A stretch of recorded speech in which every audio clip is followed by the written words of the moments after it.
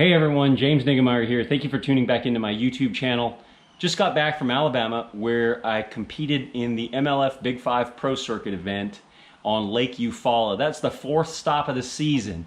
And in that tournament, I was using a swim jig, and it was really responsible for getting a few bites early in the morning during that shad spawn. And so I wanted to share a quick tackle prep tip, something that I do with my swim jigs, some modifications that I do with my swim jigs that I think can make just a small difference, but maybe could help you get a few more bites, help you hook and land a few more fish. And with that, let's get right into it. What I have here is a Strike King Kevin Van Dam Tournament Series swim jig, and it's the heavy cover model. And the reason I like the heavy cover model is because when I'm throwing a swim jig, I like to throw braid. I like that because sometimes you make a really long cast and you'll see those fish come up for it, and you want to have that quick penetration, be able to maintain control, but also be able to set the hook on that fish. But sometimes they eat it right by the side of the boat. You might try to hold back and not pull so hard, but there's something about seeing that visual strike that it's just hard not to just reflex and hit them really hard at the side of the boat. And for that, I definitely think the heavy cover model, or that heavier hook, is good so it doesn't flex out when you've got close quarters strikes right by the side of the boat or in a close distance to the boat.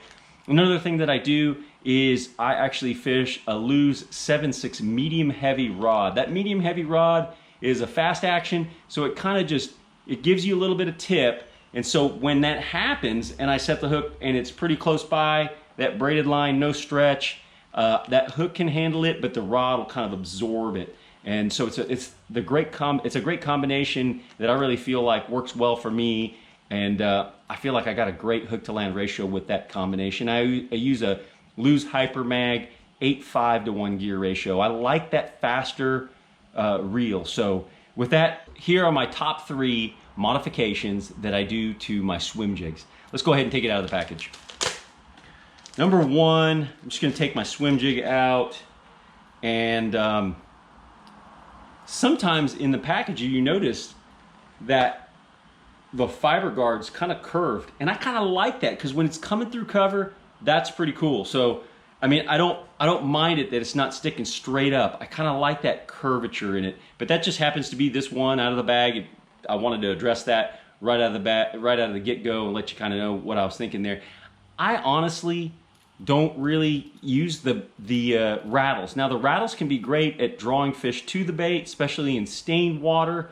I think this one's called a Glimmer Blue, or maybe it's Blue Gizzard, color number 27. Great shad imitator, especially around the shad spawn. But I go ahead and remove the rattles. And one of the reasons I remove the rattles is because one of the things that makes the swim jig so potent is because there's almost no negative cues or clues to the bass.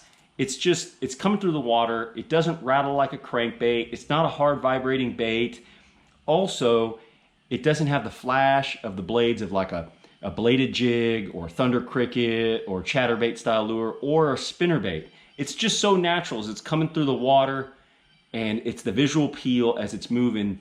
So I remove the rattles just to kind of maximize that naturalness of, what a shad would be like as it comes through the water. Number 1, the thing that I like to try to do, I like to thin the skirt out. On this bait, I typically put either a Rage Craw or a Menace Grub, and I feel like when you got a really full skirt, it kind of robs something, because this is all about the hydrodynamics of the water rushing over the skirt and running down the soft plastic trailer, and it can minimize the amount of action or the water turbulence that goes over the bait. Sounds like it's technical, it's really not. Basically, the water hits here, it doesn't hit the plastic bait as well. I'm gonna remove some of these, I'm just gonna pull, like one every 3 or 4 out of there. One strand every 3, kind of make it uniform as much as possible. But I'm just essentially thinning that skirt out. So remember, that's what it looks like. We're gonna go ahead and thin this bad boy out. I'm just kind of removing some of the skirt strands so that what you basically have is the water can pass through. I've got my trash can over here. I'm not just throwing it on the floor. Little pieces, count like 3 or 4 or 5 pieces over, pull another piece out, pull another piece out. And you're just thinning it out. And it kind of softens up the silhouette. Okay, so now you can kind of see what I've done. I've really kind of lightened it up some. Just, you can see that you can see through the bait and that water's gonna go through it. And I feel like also when you have less strands in there, then the water makes these strands move around a little bit. As it's moving around the water, it's shimmering around. It makes it less like one piece and more like individual strands, and that water kind of moving through there kind of makes that skirt shimmy. So that's another thing that's really cool about it. So that's it. Just thin out that skirt so it enables your trailer to get that kind of right action that you want.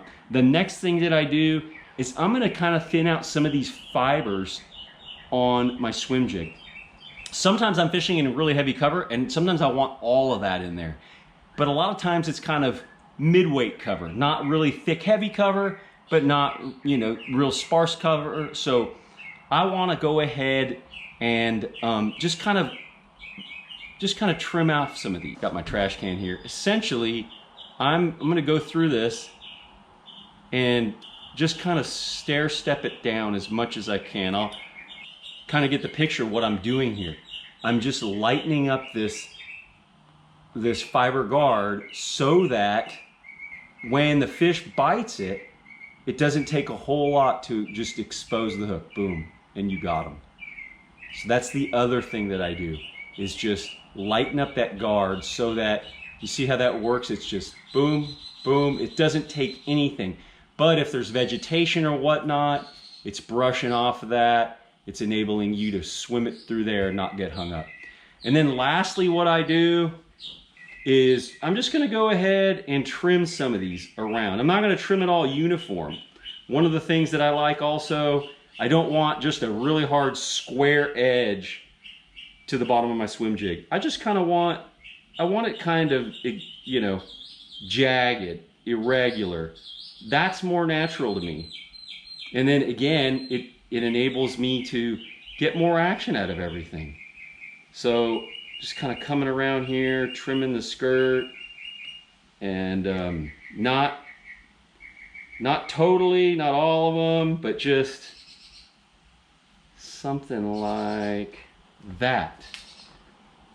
You might actually think, oh my gosh, you've kind of ruined it. It looked beautiful before. Well, if you wanted it to look symmetrical and everything, you probably were like, yeah, you ruined it, James. But that's what I want. I want something that's got, different lengths in my skirt. And that to me looks more natural as it's coming through the water, as opposed to just something that's cut real nice and even. But those are my top 3 swim jig applications or modifications that I do to my swim jig. And I feel like that really helps me get a few more bites. And it helps me, fishing's a mental game. So when you're doing stuff like this, if you believe it's gonna make a difference, fish with more confidence. So that's it, guys. 3 modifications that I'd like to do to my swim jigs before I go out on the water and use them. I hope you guys like this video. If you do, please give me a thumbs up. And if you think you got some friends that might like this, go ahead and share it on your social media platforms, Facebook, Instagram, Twitter, whatnot. And of course, subscribe. If you haven't already subscribed, please subscribe to the channel. That's really the best way to help me kind of grow this channel. And I'm going to continue to try to kick out some content. Hopefully you guys find this useful. Thanks for watching. And until next time, good fishing.